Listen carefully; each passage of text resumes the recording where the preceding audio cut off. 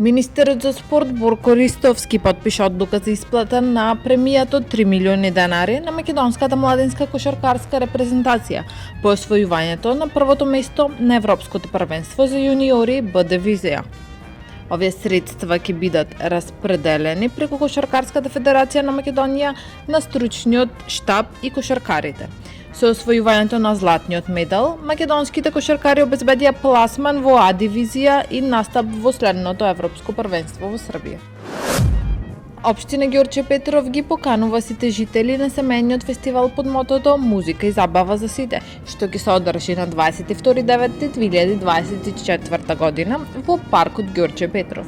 Програмата вклучува детски фестивал поточња од 11 до 12 часот. Општина Аеродром и оваа година обезбеди бесплатни училишни униформи за над 7500 ученици од сите основни училишта. Веде градоначалникот Дејан Митевски присуствуваше на доделувањето во основното училиште Александар Македонски. Општината издвои речиси 19 милиони денари за проектот со цел да обезбеди подобри услови за настава и да го растовари буџетот на семејствата.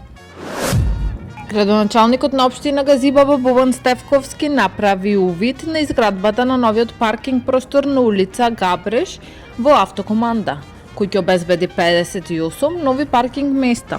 Стефковски истакна дека од почетокот на неговиот мандат се обезбедени над 150 нови паркинг места во Автокоманда. Општината работи и на сообраќајната студија и промена на деталниот урбанистички план за изградба на катни гаражи. Таму е Скопје, град мој љубав лише, што ми разум те сни.